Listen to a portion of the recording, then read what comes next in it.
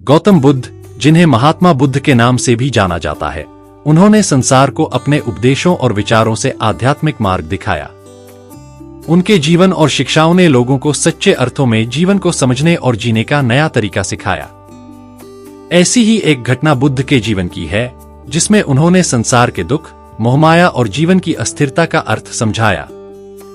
यह कहानी उस समय की है जब बुद्ध ज्ञान प्राप्त कर चुके थे और अपने शिष्यों के साथ विभिन्न स्थानों पर उपदेश दे रहे थे। एक दिन बुद्ध अपने शिष्यों के साथ एक छोटे गांव में पहुंचे। गांव के लोग बुद्ध के आगमन से बहुत प्रसन्न थे और उनका स्वागत बड़े आदर और सम्मान के साथ किया। बुद्ध को देखकर गांव की एक स्त्री ने सोचा कि यह समय उसके दुख का समाधान पाने का हो सकता है। वह स्त्री बहुत दुखी थी, क्योंकि कुछ दिन पहले उसका एकमात्र पुत्र एक गंभीर बीमारी के कारण मर गया था।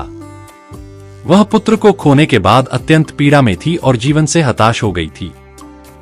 वह बार बार यही सोचती थी कि वह अपने बेटे को कैसे वापस पा सके।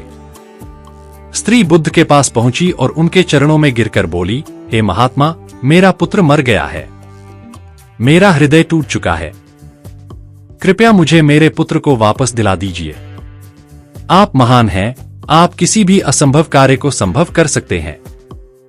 बुद्ध ने उस स्त्री की बात सुनकर उसे बहुत ही प्रेमपूर्वक देखा। वे उसकी पीड़ा को समझ रहे थे, लेकिन साथ ही वे उसे सच्चाई का मार्ग भी दिखाना चाहते थे। बुद्ध ने कहा, मैं तुम्हारी मदद कर सकता हूं, लेकिन पहले तुम्हें एक छोटा सा कार्य करना होगा। स्त्री ने उत्सुकतापूर्वक पूछा, मुझे क्या करना होगा? बुद्ध ने उत्तर दिया, तुम इस गांव में जाओ और ऐसे घर से सरसों का दाना लाओ जहां कभी किसी की मृत्यु न हुई हो। जब तुम ऐसा घर पाओगी तो मैं तुम्हारे पुत्र को वापस लाने का उपाय कर दूंगा। स्त्री को यह सुनकर आशा की किरण दिखाई दी। उसने सोचा कि यह कार्य सरल है और वह तुरंत गांव में घर घर जाकर सरसों का दाना मांगने लगी। वह जिस भी घर में जाती उसे सरसों का दाना तो मिल जाता, लेकिन जब वह यह पूछती कि क्या इस घर में कभी किसी की मृत्यु नहीं हुई, तो उत्तर हमेशा नकारात्मक ही होता। हर घर में किसी न किसी सदस्य की मृत्यु हो चुकी थी। कोई माता पिता को खो चुका था, तो कोई अपने बच्चों को और कोई भाई बहन को। दिन भर प्रयास करने के बाद स्त्री को यह एहसास हुआ कि मृत्यु एक ऐसी सच्चाई है जिससे कोई भी बच नहीं सकता। संसार में ऐसा कोई घर नहीं है जहां मृत्यु ने दस्तक न दी हो।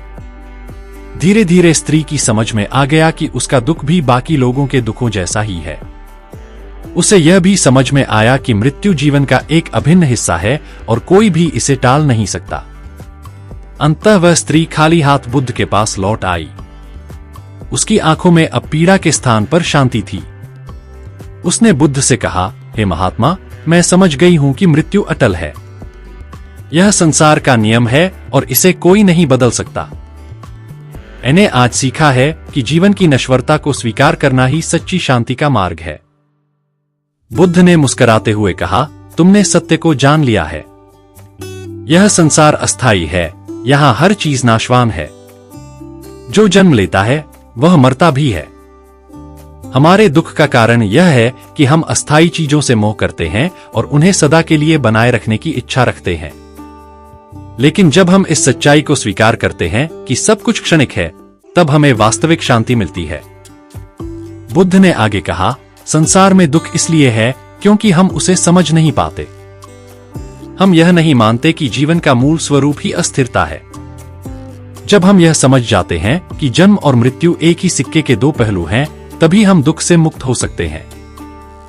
बुद्ध के इन वचनों ने स्त्री के हृदय को पूरी तरह बदल दिया। उसने न केवल अपने पुत्र की मृत्यु को स्वीकार किया, बल्कि जीवन और मृत्यु के वास्तविक अर्थ को भी समझा। अब वह शांति से जीने के लिए तैयार थी, क्योंकि उसने मोहमाया से ऊपर उठकर सत्य को पहचान लिया था। इस कहानी से हमें यह सीख मिलती है कि जीवन में दुख अनिवार्य है, लेकिन उस दुख का कारण हमारी अपनी आशाएं और अपेक्षाएं हैं।